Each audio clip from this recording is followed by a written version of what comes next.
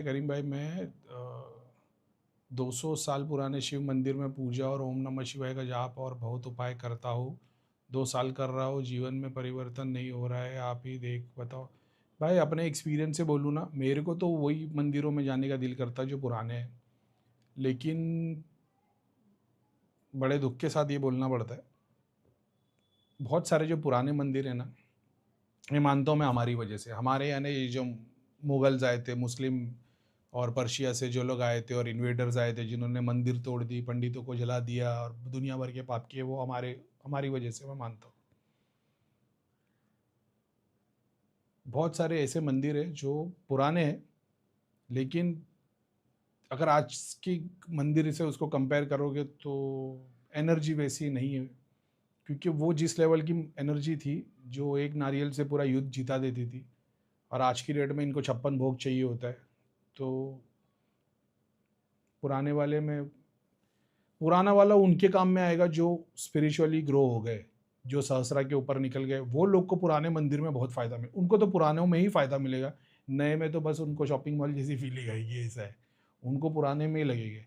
लेकिन जो नए हैं, जो भौतिक, जैसा आपने बोल दिया कुछ फ़ायदा नहीं हो रहा 2-3 साल से, तो वो नीचे के 3 चक्र वाले। तो नीचे के 3 चक्र वाले तो इतने पुराने मंदिर से नहीं होगा आपका फ़ायदा। जो लेटेस्ट वाले बने हुए हैं उसके ऊपर ऐसे। अब पुराने मंदिर पर कितने कितने कितने अपन ने इस पे ध्यान दिए, लेकिन अब वही है, जिसका होना है होना, जिसका नहीं होना नहीं होना। लेकिन अगर शक्ति की बात की जाए तो बहुत सारे मंदिर ऐसे जो डेटी वहाँ पे था, मंदिर उसके लिए बना, 200 साल 300 साल बाद फिर वो डेटी वहाँ से उठ के अपर डायमेंशन में चला गया। उसके बाद जो उसके नीचे वाले थे वो आ गए, तो वो शक्ति वही, कानून तो वही काम करता है, लेकिन उस लेवल की शक्ति वो निकल गई है आगे, तो नहीं होता।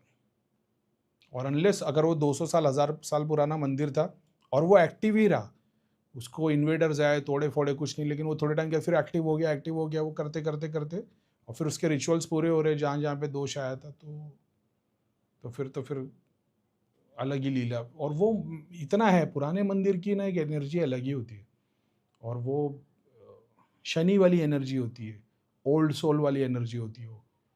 तो वो कैसे समझाऊँ मैं इसको।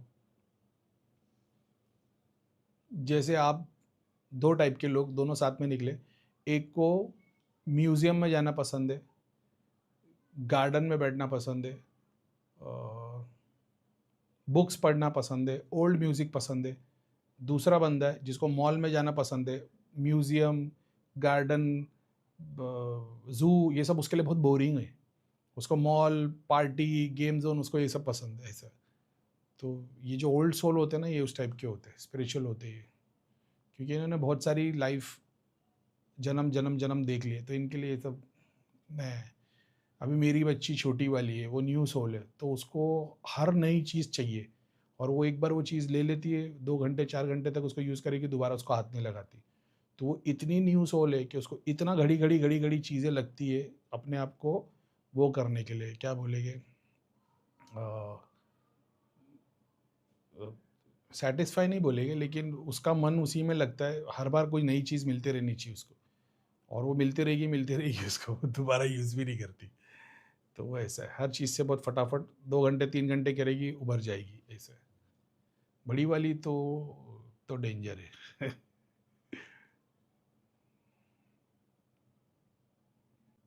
आई एम ओल्ड सोल। तो कोई लॉटरी वाली बात भी नहीं है, तुम ओल्ड सोल हो तो अरे भाई, तो वो तो दुनिया में जितने लोग हैं उसमें 30% है जो लोग, 20% हो गए जो ओल्ड सोल है, 30% है जो एवरेज है, जिन्होंने कुछ लाइफ देखी ना, कि 50%, तो बाकी के तो सब न्यू सोल ही रहते, ऐसा है। उनको एडवेंचर और ये सब नई चीज़ें पसंद है। ओल्ड सोल में जो ट्रैवल किए ना स्पिरिचुअल, तो उनको भी एडवेंचर बहुत पसंद होता है, लेकिन उसका अध्यात्म से कोई लेना देना नहीं। लेकिन अगर तुमको ये रियलाइज़ हो जाए, तो तुमको समझ में आ जाए, अच्छा इसके लिए मेरे को ये सब अच्छा लगता है, तो मेरे लिए सबसे बेस्ट ये है कि तुम स्पिरिचुअल प्रैक्टिस करो, स्पिरिचुअल फील्ड में जाओ, वो मेरे को फ़ायदा करेगा, वो इंपॉर्टेंट है कि तुमको पता लग गया तुम किस टाइप के सोल हो। अभी तुम जोकर की सोल हो, एक वो है, कैसे बताऊँ मैं, एक उस टाइप की सोल है भाई, वो तो बहुत मिशीवियस है, और वो तो मिलियनर बिलियनर, मिलियनर भी नहीं, वो बिलियनर के पीछे ही आते। और मैंने उनको कितनों को देखा हूँ मैंने, तो मेरे को बाद में तो ऐसा हो गया था कि जब मैं उसके पीछे उस टाइप की सोल को देखता था, मेरे को पता लग जाता था कि ये है। तो मेरे को एक मतलब मेरे को समझ में आता था कि अभी इसको जुआ खेलने का बहुत शौक है। ऐसा जो एक है, वो एक इमेज है, मैं जानता हूँ उसको।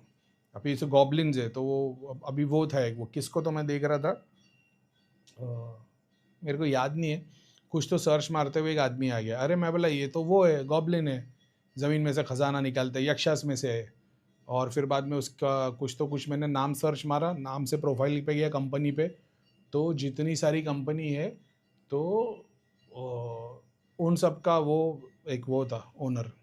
ऐसा वैसे इसकी शुरुआत मेरे ख्याल से हुई, कुछ तो हुई थी कि वो वेगस में जितने कसिनोज है वो कसिनो कौन ओन करता है, कुछ मेरे को एग्जैक्टली याद नहीं, लेकिन मैंने सर्च मारते मारते गया था। वो फास्ट एंड फ्यूरियस की जो एक एक्ट्रेस है, उसका मेरे को नाम नहीं पता है, बता दो कौन से फाइटर है वो।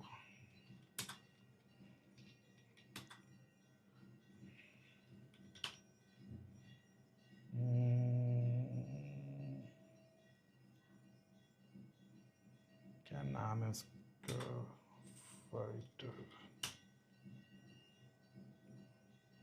हाँ, मिशेल रॉड्रिगेज। तो ये कुछ मेरे सामने आ गया था, मिशेल रॉड्रिगेज। क्या फास्ट में मिशेल रॉड्रिगेज, लेडी, नहीं नहीं, जीना जीना करानो। हाँ, ये जो जीना करानो नाम की, ये GINACARANO, इसका कुछ सामने आ गया था कि फाइट जो करते हैं वो थी।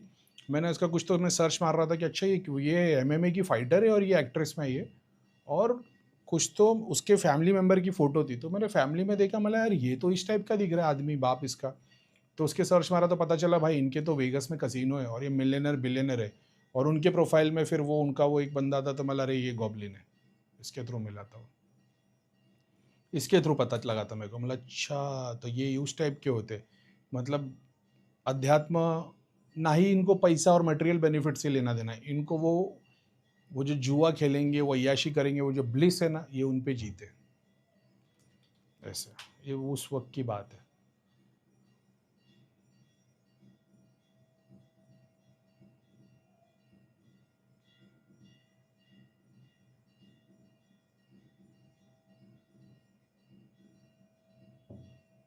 तो ये तो अपने भगवान और देवी देवता और ये सब तो बहुत अलग है, उससे भी बियॉन्ड चीज़ है। ऐसा